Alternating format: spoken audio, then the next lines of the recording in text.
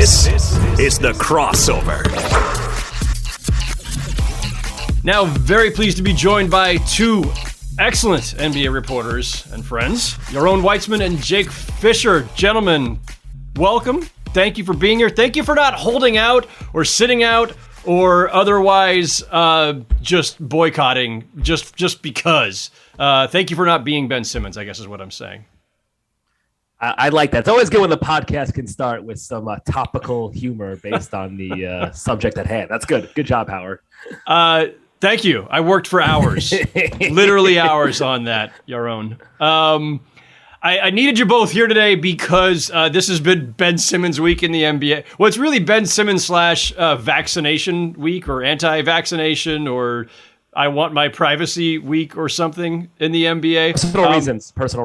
Personal reasons. Please respect my privacy. Never mind that it's a international global pandemic in which everybody's individual decisions can affect negatively the people around them. But we digress. We'll leave vaccinations and pandemics for another day. But Ben Simmons is the biggest, I think, NBA basketball story of the week. Both of you have written extensively, of course, both in book form and for your respective media outlets on the Sixers. You're as plugged in as anybody around. So I wanted to convene a meeting of these Sixer minds here. Before we jump into Ben Simmons, though, and where things stand for the Sixers now, I wanted to start with this. Because every time something starts to come undone with Philly, if they lose in the first round, if there's a controversy, if anything, it's immediately like, see, the process was a failure. And you both wrote in your books extensively on the whole point of the process of the process. So let me just throw out this. I know Sam Hinkie isn't dead. I'm glad Sam Hinkie is alive. But if he were, would Sam be spinning in his grave right now over what's become of his beloved process and the results that it had produced, which was, in fact, two superstars who you could build a contender around, and it's now on the rocks? Go ahead, Jake. I think, well, first of all, thanks, Howard, for having us. I think Sam's been rolling in his proverbial grave for a long time here. I don't think this is just started this summer. I think, you go back to his not predecessor, what's the opposite of his successor, yes.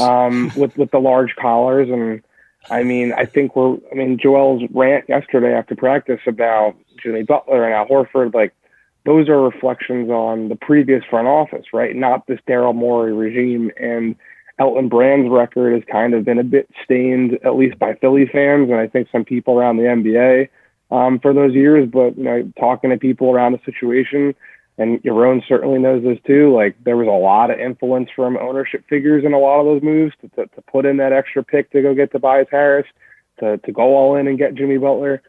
And I think, unfortunately, the dichotomy between what Sam was trying to do and the way the NBA media machine and fans think, obviously that process versus results cliche, I think teams and outside observers had been kind of building to this moment for years, right? This Ben versus Joel, will they, won't they work versus the Daryl Morey, Sam Hinkie school of thought of just get stars together and have it work out. But that critical element of getting stars together is then surrounding them by supplementary talent. And that's been the biggest issue here all along from my perspective. And I think, it was a little too late last year when they finally had a full lineup of shooters. And, the offense clearly diverged from the Brett Brown, spacing and worrying options that they had off of those DHOs with Jimmy and JJ Redick and what have you. And I think, it's just the process has been bastardized to a certain extent over the last couple of years, to the point where I don't even know if this question, is relevant anymore. Not to spin it back in your face. I think it's unfortunate. I wish it was, but this is just like the nth degree different variation of since Sam Hinkie got pushed out back in April 2016. See, I disagree. I don't fully disagree. We can go debate show. I like this. Howard, I feel like we have the boxes now. I feel like you're the moderator. I'm like Skip or someone. Maybe Jake, you can be Shannon or Stephen A or Max. I want a mute button. Can I get it? Can I be like Tony Reale? Can I get a mute button just in case? Exactly. I'm not giving either of you points though. Forget it. Go.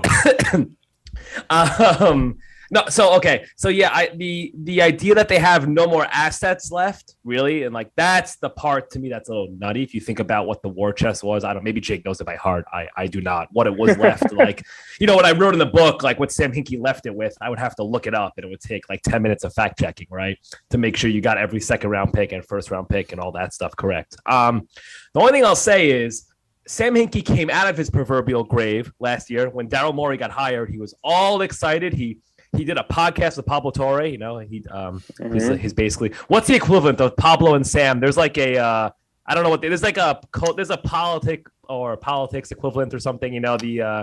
The one writer, the one media guy who speaks to the reclusive leader. I can't figure out what it Greg is. Popovich and Dave Zirin, however you pronounce it. That's actually not bad.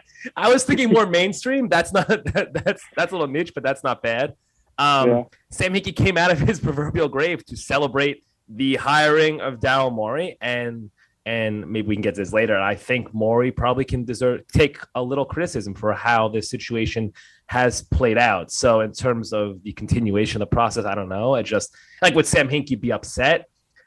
I'd be very curious actually to know how Sam Hinkie would handle a holdout like this.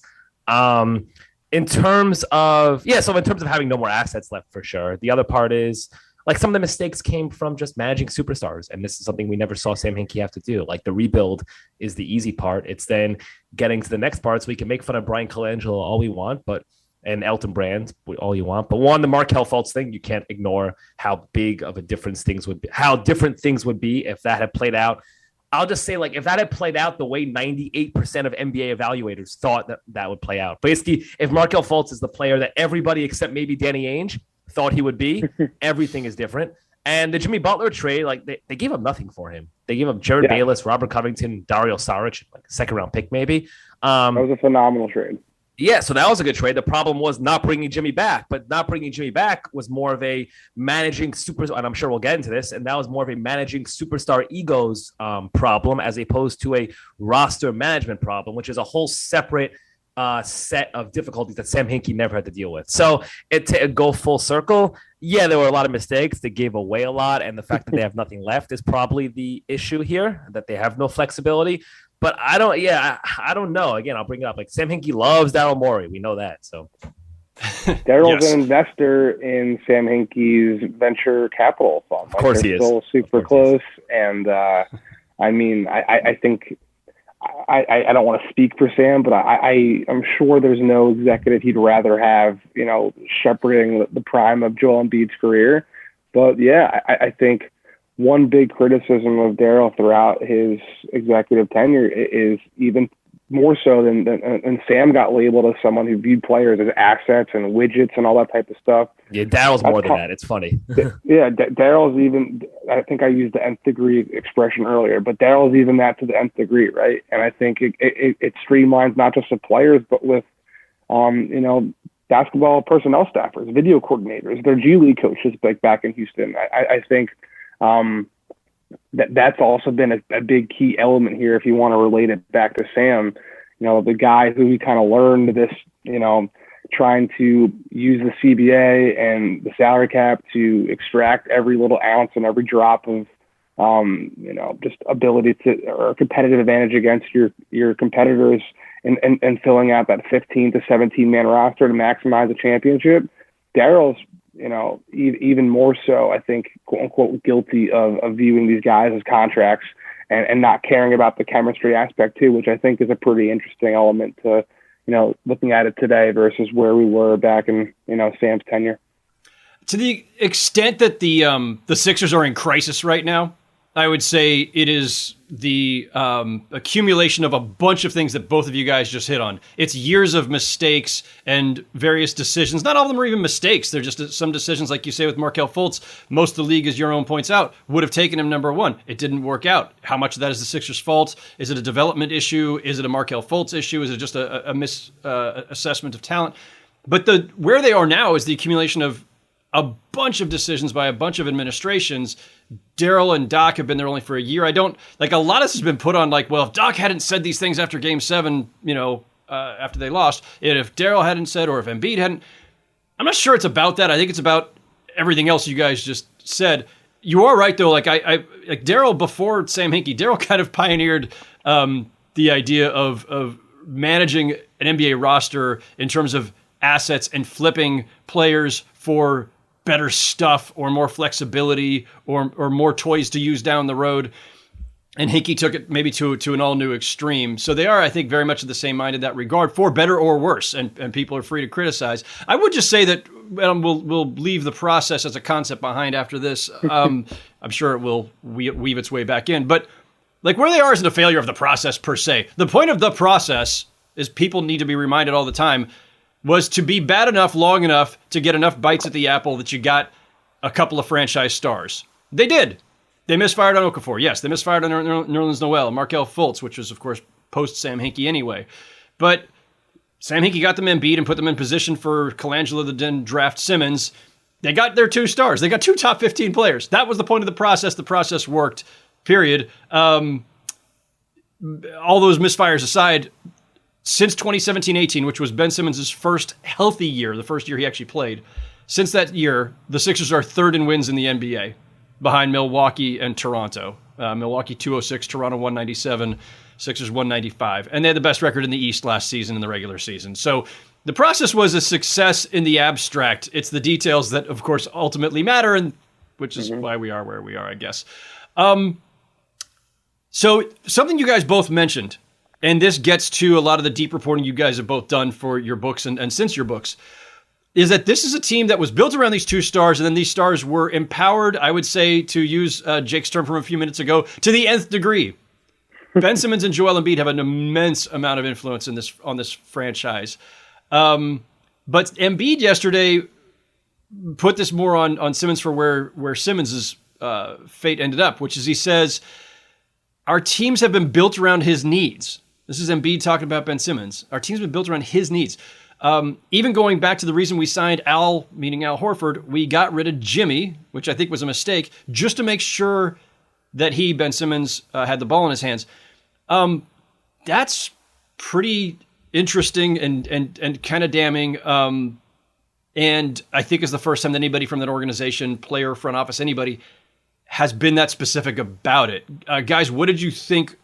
I'll start with you, Jake, when you saw Joel jump in and just decide to say, you know what, where we are right now, it's because we bent too far to trying to make a team that fit around Ben Simmons and his inability to shoot and his need to have the ball in his hands all the time. I think my response to that or thoughts on it were more macro than micro, being that I think it seems to be people in Philadelphia are kind of tired of the situation right now versus, I wrote something at Bleacher Report in July. What site was that? Be nice. A place that has at one point in time paid all of us. I don't think anything's really changed since the second week of Summer League, where he wants out. The Sixers want to trade him. They have been fielding offers from other teams, but there really hasn't been anything that's moved the needle, being that the Sixers have this idea of moving him for a star, hoping Damian Lillard, hoping Bradley Beal. I'm sure Daryl Morey is hoping Kyrie Irving wants to get out of Brooklyn. Their goal is to move him for something that is going to help maximize their title window with Joel Embiid's prime. They haven't had an offer yet, and the developments of the story have all happened through us, through the media. There really hasn't been much development behind the scenes in terms of trade call, in terms of evolving discussions with the Kings or the Pacers or the Timberwolves or San Antonio. Like, as much as people wanted to use the Gerson Rosa, Sachin Gupta changing of the guard in Minnesota as a pivot point for those trade negotiations, like, the roster and assets haven't changed in Minnesota either. Like, just because the GM or the leading voice in that front office now has changed, that doesn't change anything that, D'Angelo Russell isn't really someone that the Wolves want to move to get Ben. And even if he is, like, this Russell, Malik Beasley, whatever, a couple picks package doesn't really do anything to move the needle for Philly either. So I just read Joel's comments as kind of a reflection of what I think a lot of people in Philadelphia are hearing is like, or feeling is just like, are you going to keep coming out with stances, opinions, whatever, to kind of make the situation worse and kind of try to put more optical pressure on us to move you?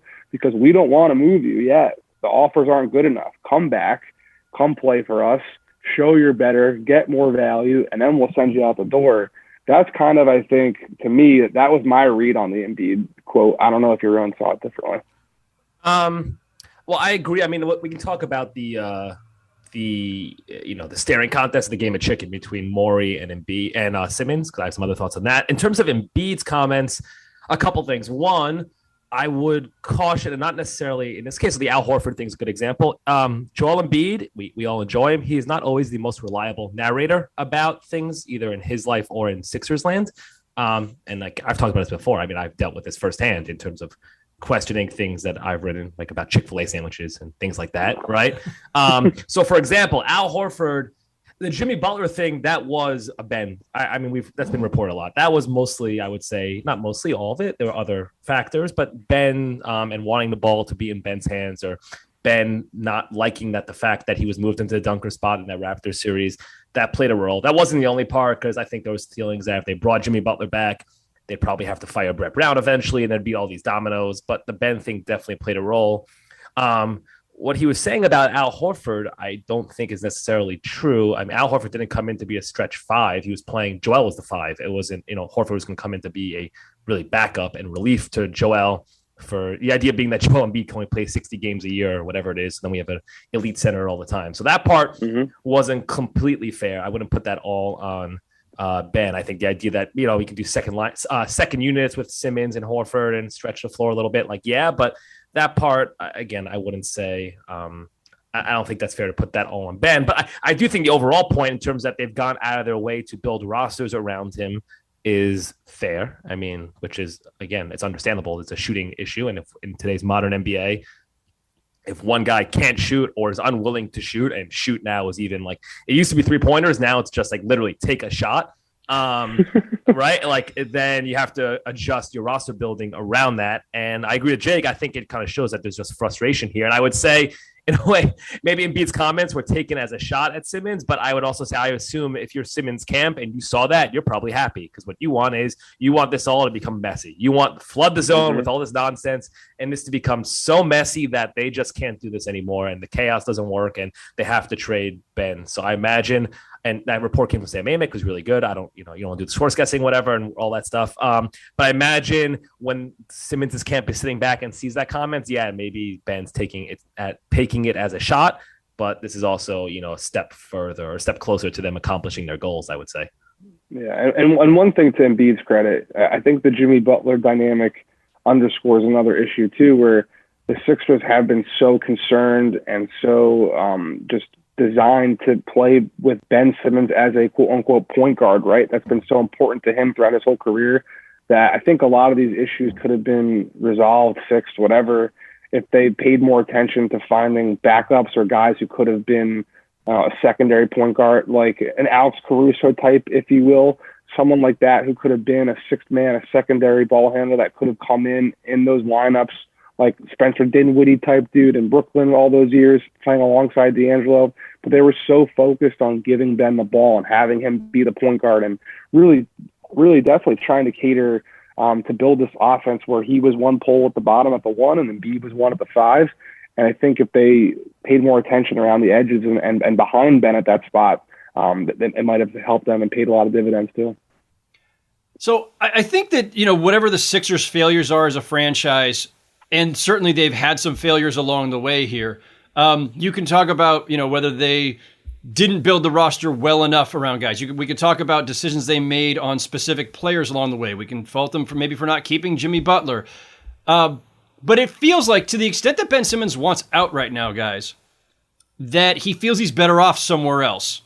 That he feels like it's not working enough with Joel Embiid. And by the way, we should mention too, for all the things that Joel Embiid said that were kind of, in the department of throwing Simmons under the bus a little, Embiid also, for the majority of his comments yesterday, was talking about, we're really good together. We're actually better with Ben than without him. And you can say it was just political or saying the right things, but he did say it. And there is evidence that they play pretty well together when given the right surrounding cast. But to the extent that Ben Simmons may be, let's just say, right on principle. He's not right for holding out, by the way, with 4 years left on his deal and millions owed to him in a contract that he signed. if he's right that he's better off elsewhere, how much of this is Ben Simmons' own fault? Because we could talk about the roster construction, but a lot of that is about, but Ben Simmons, you insist on being a point guard when maybe you shouldn't actually be. Maybe you're better off as a secondary playmaker from a different position. You can guard 5 positions, so why not start at a different position? How much is this on Ben Simmons for insisting on being a point guard, one who can't shoot, which then limits any team he's on, and on Ben Simmons for the obvious, which is he can't shoot, won't shoot, refuses to shoot, hasn't evolved in his offensive game at all in the course of his career. So is this really about the Sixers, or is this about Ben Simmons? I think it's kind of 2 separate things, right? So in terms of in terms of like the issue of the Sixers plateauing, I actually think that's mostly on Ben Simmons, right? I think that's very fair. Yes, you have to. I wrote a big story about this on Fox Sports, like where I threw all the nuance in after they were eliminated against the Hawks, and I'm plugging in not to just plug it, but I get people interested in seeing all the nuance and all the background in that. No, thank you. Go on. No, but I appreciate it's just like there was a lot there. I basically dumped like 3 years of notebooks, notes, and reporting into that base, and the idea being, if you shorten it, it's that the first step is to fixing a problem is admitting you have one. He refuses to admit he has a problem, always has, right? And that has been the Sixers' biggest limitation, I think, and the thing that's kept them back. Because like we said, all these other issues, but if Ben Simmons would be willing to adjust his game, admit he needs to tweak his game, his style, his position, whatever, any of it, the Sixers are in an entirely different position. But that's how he got here in terms of that's how we got, we'll use Jake's term, macro versus micro, right? That's the bigger macro. In terms of how we're here today with this hold down, the staring contest, and I don't know how this is going to break, that's where it's different, right? There's like, who's at fault? And there's the reality of the situation. The reality of the situation is I'm a bit confused or unsure of what Daryl Morey's plan actually is if you play this out, right? Like, you're going to try to find Simmons into showing up. He's going to show up, be really surly. Like, him and Embiid aren't going to like each other. The teammates, they're all sick of Ben. You could tell already they're done with this. That this team has to want to compete for a championship. How many more years do we have of Joel Embiid's prime? Like, I'm confused if you play it out on a board what Daryl Morey thinks the step-by-step plan could be here. And that's where I actually find myself thinking that Simmons has more leverage. I find that I'm in a minority in terms of thinking that Simmons actually has some leverage compared to everyone else saying, no, he doesn't have leverage because he's under contract. So that's in terms of the small picture, how we're here now. But in terms of the big picture and like, why are the Sixers at this place where it looks like, oh man, all these years later, and they might never get out of the second round. I think that's entirely fair to put on Simmons. Yeah, I think your own story really broke down that back and forth you guys had in the locker room about like asking about shooting and stuff like that.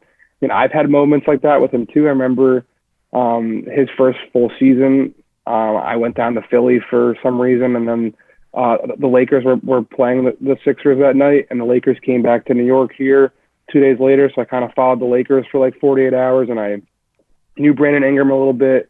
So I did kind of a retrospective 2 years later on that Ben versus Ingram debate at the top of the 2016 draft.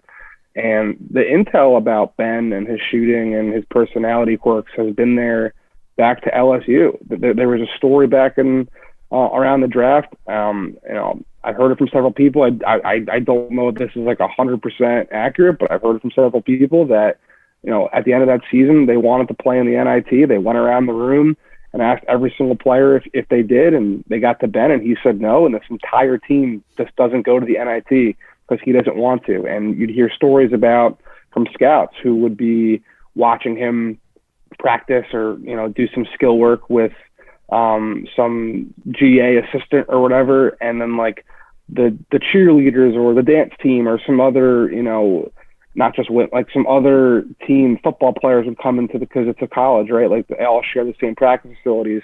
And instead of working on his broken jumper, he'd start dunking to show how good he is. I just think, the insistence of the brand and, being the young prince, if you will, and trying to steer your narrative and create your legacy as it's happening rather than just get your work done on the court and let things occur as they do. I think that's been a thing here for a while. And I would be curious to see how what position he does play if and when the situation gets resolved, because the people I've talked to from teams who are interested in him, from Minnesota to San Antonio to Sacramento to, wherever, there's been a general theme that a lot of these teams are interested in using him as a playmaking foreman, as a Draymond Green type, not as a traditional point guard. So I wonder if he does get traded and he is obviously clearly viewing this as, a potential breath of fresh air and a grass is greener situation. I'm curious to see if he'd be willing to be used in that capacity, as it seems like a lot of rival executives are viewing him as such. Will that point guard Draymond Green type battle continue in his next team too? It's certainly possible. Yeah, and it's been clear since the moment he arrived in the league that Ben Simmons viewed himself in a certain way, both in terms of his stature and his stardom and his destiny, and being a lefty. And being a lefty, we don't need to go down that rabbit hole. Shout out Kevin O'Connor. Acquired every time that's mentioned. That's like, Pat Riley has a three-peat trademark. Kevin O'Connor has the Simmons is the wrong hands. But Ben wants to be known as a lefty. It's a thing. Like he wants to be known as a lefty. Versus I've actually asked him before, why don't you want to be considered ambidextrous? Like, to me, I think that's great. I'd always want to be ambidextrous, Like, doesn't that mean you're better or more skilled or dexterous? But no, he wants to be a lefty. It's like, it's interesting. And he insists on being a point guard, and a primary playmaker, a primary ball handler. And the argument can very much be made that, yeah, he might be better. And this is what's fascinating to me, guys, is that, at some point, sooner than later, there's going to be a trade. He will be on a new team. And it will be the first time that we'll get to see Ben Simmons in a different context without Joel Embiid, and a team that will now be obligated by virtue of making that deal to build around Ben Simmons. Now, does that mean that they cater to him and allow him to be the point guard? Does that mean that they are just simply surrounding him with shooters wherever he is in the lineup so that his deficiencies as a shooter aren't as big of a handicap? It's really hard in this league to operate at a high level if you've got two non-shooters on the floor, and if most teams are going to have a center that, at a minimum, that doesn't shoot. Not everybody can have a Joel Embiid, which Joel Embiid himself conveniently pointed out yesterday in a manner of speaking. We did see last season Ben Simmons without Joel Embiid. Embiid misses a game at Utah, and Ben Simmons goes for 42 points, 12 assists, and 9 rebounds. And you could look at that and say that's a flash, that's a view, a snapshot of what a team built around Ben Simmons could be. Now, we're a long way from that because wherever he goes, they've still got to do all the work to build the roster around him. But on that note, there was a really interesting passage here from Rich Hoffman in The Athletic this morning that I wanted to read. He says, Embiid is right to wonder what situation is going to be demonstrably better for Simmons, essentially, than the one Simmons already has in Philadelphia. There are other questions he didn't bring up. What team is going to put 4 shooters on the floor around Simmons that can also hold up defensively in the way the Sixers can? What team is going to employ 2 credible centers that stretch the floor for Simmons? And how can a player who just came off a playoff series in which he attempted 0 shots in the fourth quarter of the final 4 games be credibly given the keys to an offense a la Giannis Antetokounmpo? Even if that team exists, would it be any good? That's a phenomenal series of questions from Rich Hoffman at The Athletic, and I think Rich bringing the fire. Look at that. But it does speak to, again, whatever the faults of everybody may be in this whole scene, it still comes down to what is Ben Simmons going to be as a player? And when he moves teams, when he switches teams, will he now allow himself to evolve if the pressure is off? I always say this. I thought this about Fultz, and I've thought this about various guys who were considered quote-unquote busts with the team that drafted them. You go to the next team, it's a different thing. You're no longer the number 1 pick. You're no longer the franchise star. You're no longer the hope for that franchise. You're just a guy that this new team acquired, and the pressure is a little less. Will Ben Simmons maybe be willing to evolve in his next stop and expand his game and start shooting more and re-envision himself and maybe even be willing to give up some control of the offense? Guys, have we seen any indication that Ben Simmons in a new context might give on those things? No. I mean, he thinks I think he and his camp think like, oh, we could be honest. Why can't we be honest, right? Like, why can't we be honest? You build around us. Get us a Brook Lopez type or whatever. We'll be honest. Again, firstly, it's not as good. Even like taking out the limitations even part, right? Giannis is so unique Ben's not as athletic, not as strong, not as fast, not as big, right? Not as powerful. Like to be forget Not even as good a all shooter, interestingly too. for that too, right? Forget even all the roster building stuff and the mentality stuff, which is a big part of Giannis too, right? Where he doesn't fear failure and he's not afraid to get fouled and things like that. To be, I'll say that limited, and Giannis is not limited, but let's just say Giannis can shoot, right? To be, even if you are considered that limited, you have to be so unique in every other set of skills to make it worthwhile, where the team can build around you in a way where you can still be successful. Ben is like, instead of being a 10 on all those things, let's say he's an 8, right? And that those little differences make those little, like the being a little worse in those situations in each one of those categories, that makes a big difference. So he's not that good. He's not that. I think you could be like a playoff team built around him. Like, let's say the Rockets had done a trade last year for him, right? And then threw some shooters on it around him in the James Harden deal. And they pick up some shooters and they're playing Christian Wood, the 5, and running up and down. I don't know. That's sure 44 wins. Why not? Right. But to what end? And I think that's the issue. But in terms of any, like, have we seen anything that he would be willing to, again, like, admit there are some issues or some, not even issues, some things he needs to adjust? There's been no indication his entire career that he's willing to do that stuff. So, and that's not even coming from me. That's coming from people who have worked closely with him. I guess you never know when someone's going to grow up or change, but I don't know. I wouldn't bet on it. Yeah. I mean, what we've seen messaged publicly in the last couple of days has been that he wants to go to a situation where he's the number one option on a team. Right. And I think Yaron broke down a lot of it in that great story at Fox Sports about, there was a long stretch where his brother was coming to pregame, warm-ups, and they were going through a workout routine. And from my perspective, from my vantage point, they were taking shots that Ben was never going to take in the game 45 minutes later. There's been a lot of talk over the years from people in and around Philadelphia where, you'd see all these videos of him kind of very similar to that LSU stuff I was talking about previously, where you see him late night on Instagram with his dogs running around the practice court in Camden, dunking and doing all this stuff and lifting weights. And player development coaches and executives have openly wondered, why aren't you doing that? Why aren't you coming into our facility with us, like helping us grow you? Every year, you talked about this a little while ago, Howard, how Embiid and Simmons have always kind of been very involved in the Sixers decision-making. I remember in 2018, Josh Harris and Brett Brown kind of had like this back room sit down with a bunch of media members in the Thomas and Mack Center. It felt like this like smoky poker game. And they were talking about how, it's Team Ben and it's Team Joel, and they had their development plans for these guys to go away with and come back and whatever. He's never been receptive to what the Sixers have pushed him to work on.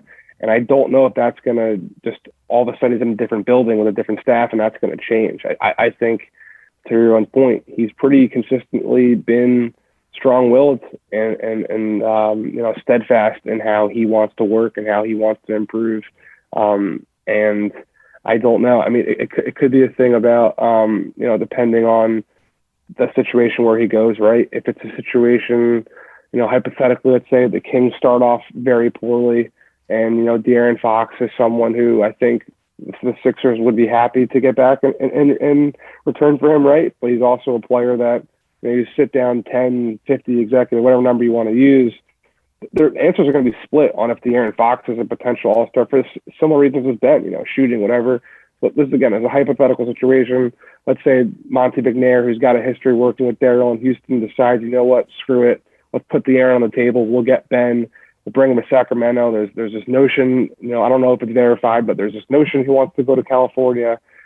In this hypothetical fantasy land, like, does he go to Sacramento and now there is a vacuum at the guard spot? Sure, there's Davion Mitchell and Tyrese Halliburton, but whatever, like, is there an infrastructure in place there to push him to not do as he's done? I don't really see that. So I think it's also dependent on the situation he goes to, the infrastructure in place, the executives there, versus like if he goes to San Antonio with Greg Popovich and Chip. Yeah, I was thinking that too. That would be the one that would be interesting.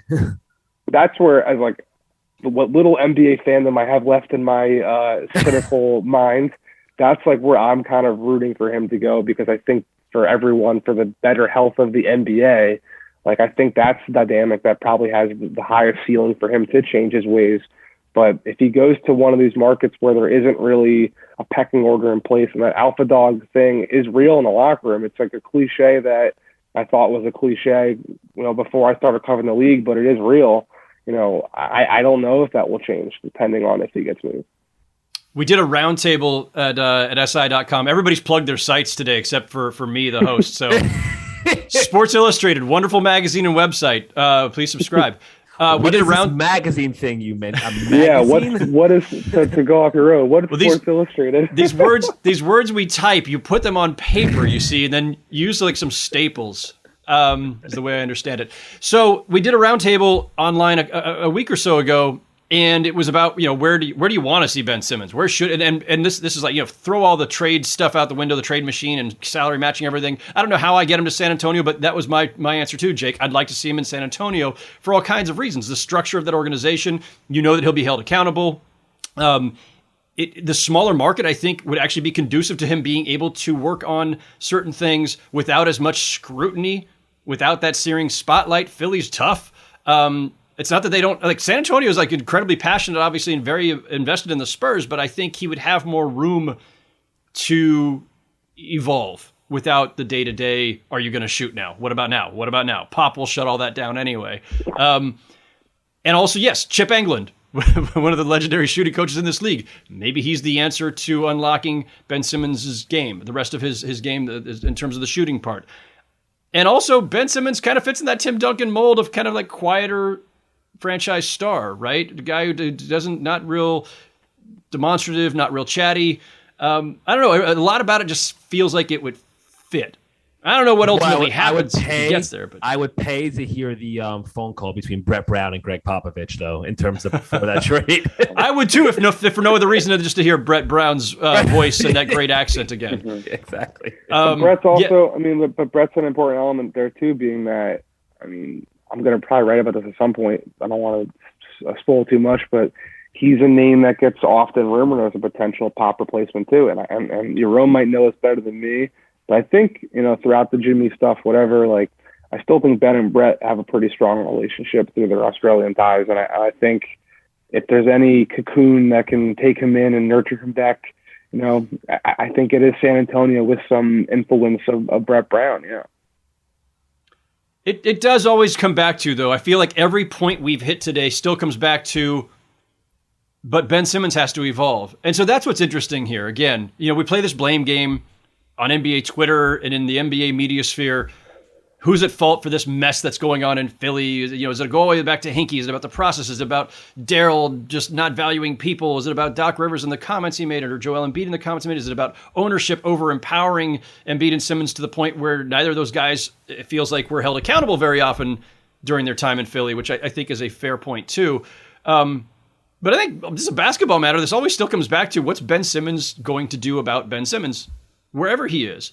And the fact is, if he stayed, if he had listened to their pleas this week and said, you know what, that's fine, I still want to be traded, but I'm going to come back in the meantime and play and fulfill my commitment to the contract and to the team and to my teammates, they'd be really good because they were already really good. Like we've all talked about, were these guys ultimately going to have to be split up as a basketball matter? That's been going on for years already. Mm-hmm. But even within the context of that conversation, there's an acknowledgement that maybe there's a ceiling, but that ceiling was already pretty high. This is a team that maybe with a break or two could have been in the finals by now. So it's not like it was, unfixable or dysfunctional. Like, those guys could achieve at a high level together. They have. So it ultimately just comes down to the fact that Ben Simmons would just rather be somewhere else for reasons that we are not completely clear on, because Ben Simmons himself has not articulated them, and everything has come out via anonymous sourcing. And so, it's interesting that way. I want to let's focus on Simmons on Embiid for a second, because we've almost maybe let him off the hook. David Thorpe, the coach who writes for True Hoop and obviously formerly of ESPN, he was on the Rights to Ricky Sanchez pod, great Sixer fan pod or Sixers pod, as you guys know. Thorpe said this the other day, quote, "If you think Embiid is some kind of great teammate, congratulations, we don't agree. I don't think he's the worst teammate ever.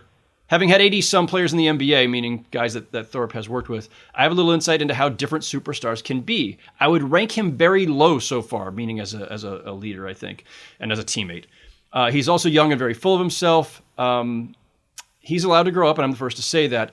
But Thorpe is putting a lot on Joel Embiid here for not having been a great teammate. How much is Embiid responsible for where things are with regard to Simmons and this team as a whole? With regard, I'll say I don't think Joel Embiid is a leader, right? And I go that's kind of getting to cliche territory there and all that stuff. But like, if we're admitting these are cliches and these are all kind of vague things, but like, if you think on the spectrum of Damian Lillard, I guess pre this stuff, but right, we all agreed, and everyone in the NBA world, and if you talk to people around Portland, they'll give you examples of how Damian Lillard is a leader, how a superstar can be the guy who can actually elevate a franchise, right? Whether it's helping rookies or empowering people, being critical when needed, but also uplifting, right? All this kind of stuff. Joel Embiid is not that. He's never been that. I'll say that. The other part, though, but part of that I think is also based on his personality. He's an introvert, and I know I always get pushback on this because nobody wants to hear it because he's funny on social media. But Joel Embiid's an introvert, and I think the social media thing, it's actually, if you think of it like a millennial, right? That's very that age is, you're funny on social media, but when it comes to dealing with somebody in person or engaging with someone one-on-one or having a serious conversation with somebody, it just doesn't happen. So like, Jake, you probably got asked this too. I've gotten asked so many times, especially when I was doing the book tour, the relationship between Ben and Joel. And I always say that, like, I think both sides had it wrong, right? As far as I know, and I've asked, there's never been a blow up, right? There's never been like bleep you, none of that, right? None of that. Yeah. I think part of that is because they're both passive aggressive and they're both introverts, and that's just not their personalities. So maybe they would have been better off from like, a Jimmy Butler style blow up if they just had everything out there. And you're kind of seeing this stuff trickle out now, whether it's an anonymous source from Simmons and then Embiid in a press conference deciding whether to go at Simmons or not, or making fun of the videos and media day, right? How we've all seen the videos.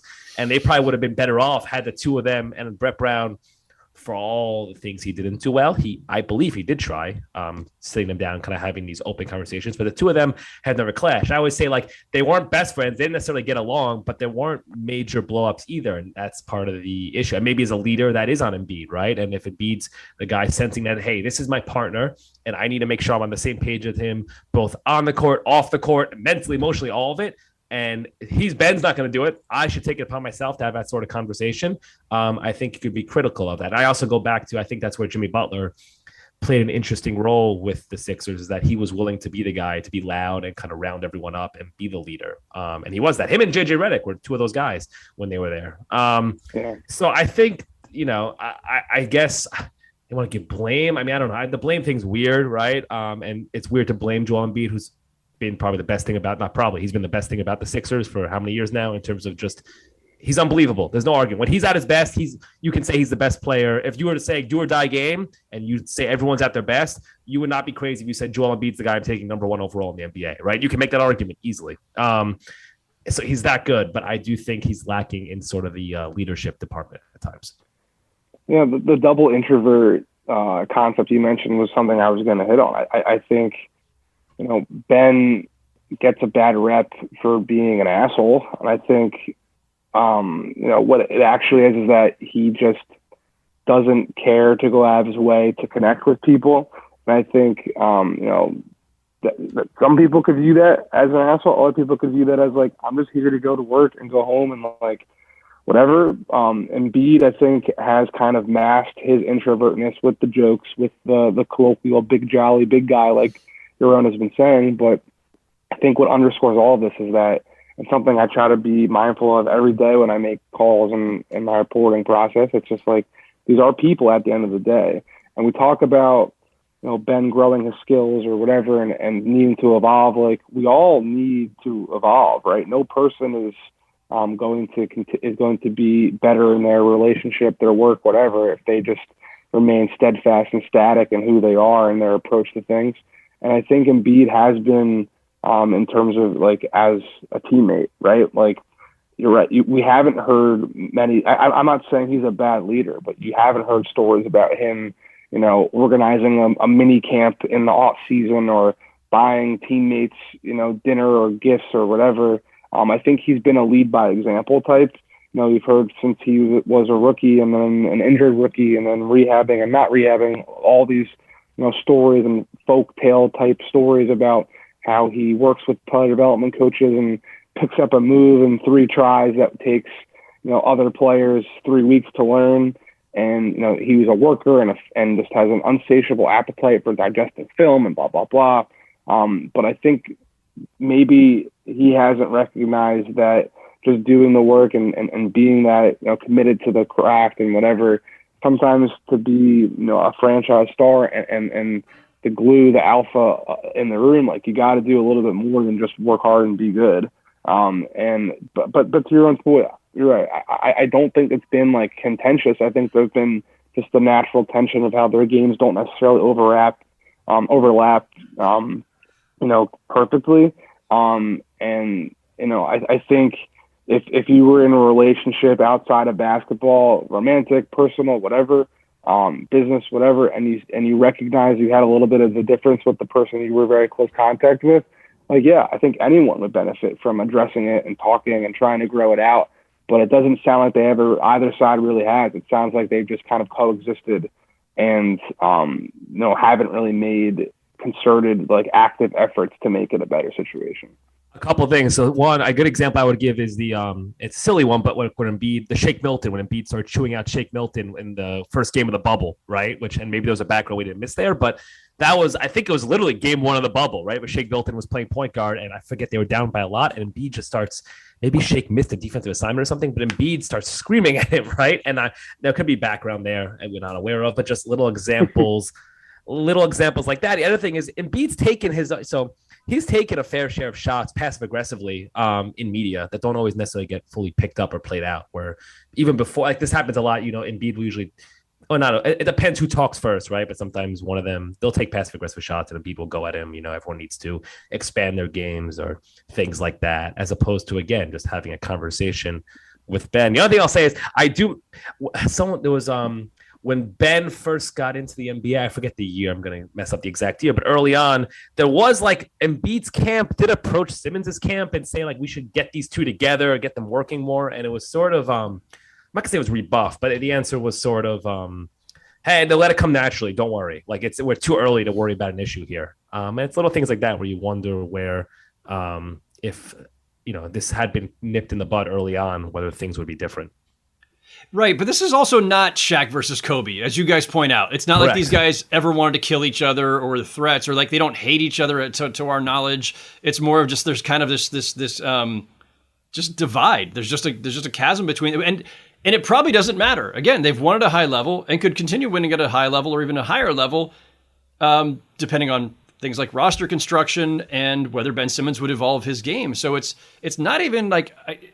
There are times when there feels like a Simmons versus Embiid thing, but I don't really feel like that's the crux of all this. I should point out too, because there is an organizational responsibility here also.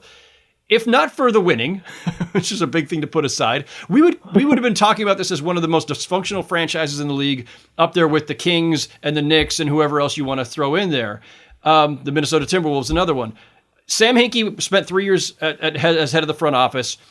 He's thrown overboard for Brian Colangelo, who spends 2 years there. Then we have this weird moment of it's Elton Brand, but it's Elton Brand and Brett Brown, and it's this power sharing, and there's like all these voices, and we don't really know who's in charge. Then it becomes it's Elton Brand for 2 years, and then it's Daryl Morey, but Elton is still there. Like for the last, 5-6 years, they've had a lot of turnover and just ambiguity and just general weirdness with their front office. That counts for something too, and plays some background role in this, I think. A lack of consistency, a lack of clear authority, and a changing of voices all the time. Doesn't help. Which leads me to this question. Let me actually back up for a second. Well, we'll go with this question. That leads me to this question, and maybe this is just a rhetorical question. The more I read this week, the more I start to think, is the clock ticking on Joel Embiid too? I'm not even talking about contractually. I'm not saying he wants out. I'm not saying he should want out. But at a certain point, all this buildup, all this, like whatever you get for Ben Simmons, we don't know what they're going to get back yet or whether they'll still be a contender when they do. So maybe we'll end on this one because I know Jake needs to get out of here soon. Should we think about the clock maybe ticking on Embiid as well, depending on how they resolve the Ben Simmons situation? In terms of wanting to get out of Philly, you mean? Yeah, like his patience will stop. Will end at some point too, right? I don't think so. I think I think the Sixers are become more so like this is Joel Embiid's team. One, it's the Daryl Morey blueprint. James Harden and Daryl Morey were basically partners. I think Embiid has taken that role where he's basically an executive. Never mind that he's super close to Michael Rubin, who's a minority owner. Like it just Embiid is management, right? Like I think he's basically management at this point. Again, you never know, right? You never know what's going to happen, who can do what, and who can push for what. But I think.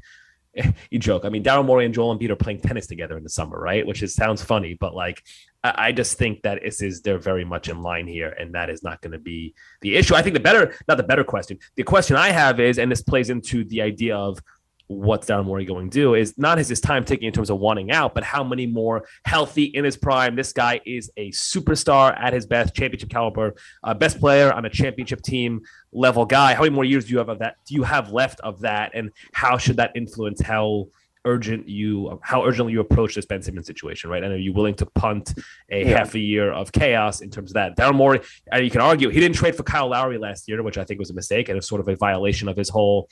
Well, is that with the Daryl Morey principle, right? If you have a 5% chance to go 100% in or whatever, and you can argue about how much they were required to give up. But if you go based on that principle, you do that trade, and if they have Kyle Lowry last year, they might have won a championship, right? So he 1 year did that. Is he willing to punt another year in terms of chaos? And all of a sudden then you're Daryl Morey and you've wasted 2 years of Joel Embiid's prime. To me, that is a question that I'm kind of curious about. In terms of Joel Embiid wanting out of Philly, I would be very surprised if we see that anytime soon. Jake, you get the last word here since you have to go, and it's about that time. I can stay as long as you want. Yeah, you guys can keep going without me. No, I think Yaron's point about the prime and his health and how long this is real was what I was going to say as well. I think, going back to the Al Horford dynamic, I think that was a big part of the calculus behind signing him too. I think there were members of that front office, of that ownership group, who weren't sure if they could trust Embiid's health, and they wanted a backup plan. And also, it didn't hurt taking the guy who defended Embiid the best in the Eastern Conference and putting him on your team too. But yeah, I think that's underscored this whole dynamic as well, where they're trying to maximize his prime. Clearly a couple injuries, whatever, bounces the ball, whatever. He was the MVP last year in certain people's eyes, right? Like that's someone you're trying to maximize, especially considering that he's on this mammoth contract that is loaded with injury provisions, being that he's been loaded with injury provisions himself, right? So I think that the time, ticking on this era of Embiid being the guy in Philly, I think is more so about, I think if you inject true serum into anybody around that organization, they'll tell you that they don't really know how long this is going to last. It feels like a great marriage. It feels like a honeymoon phase, or now we've gotten to the standing where Embiid's a top 5, top 7, unquestioned player in this league, in the world. And like, how long will we have this? And if it's not forever, which no one's forever, right? Like not even LeBron, maybe LeBron, but there's going to be an end to him being at the peak of his powers. And it would be a shame to waste it with someone like Ben, who can't maximize him. But also it'd be a shame to waste it with this saga continuing. And I really do think there's a possibility, to give a last word. Like, I do think it's a possibility this thing drags out all season long to the trade deadline, whatever, because we talk to anybody who's worked with Daryl in the past, who's worked with Daryl, in Philadelphia. No one I've spoken to believes he's going to cave. It doesn't sound like Clutch and Rich Paul is going to cave. And until there's some change in context and a greater offer is made, I'm personally prepared for this to stretch on, into 2022 and beyond. If, the Sixers and Daryl Morey haven't gotten an offer back that they deem is acceptable. And I would just say this is a final word for me. I don't think Daryl should make a trade until he gets the deal that he needs to get, because Ben Simmons is at his best a top 15 player in this league, an all-NBA player. He's a special talent, and he will probably be better in the next place that he goes. So the last thing you want to do is squander that. And the last thing we know, the last thing Daryl Morey would ever do, from everything we know of him, is he would never squander a quote-unquote asset, a great talent. So I don't think he will. I agree. I think this could very well drag out. And everybody loses. The Sixers don't have their second-best player on the court. Ben Simmons is going to be losing millions and millions of dollars, not to mention a lot of, I just think, respect around the league. No one's winning right now. Everybody's losing, which is sad. and on so many levels. We could go on for a long time here, but Jake's got a train to catch. Jake, Yaron, appreciate all the insights from both of you guys. Folks, go check out their work. Jake Fischer at Bleacher Report, Yaron at Fox Sports, and go buy their books. Thanks, fellas. Thank you, man. Thanks, Howard. See you same time next week. Same time next week. We good? Round 2. I'm ready for it.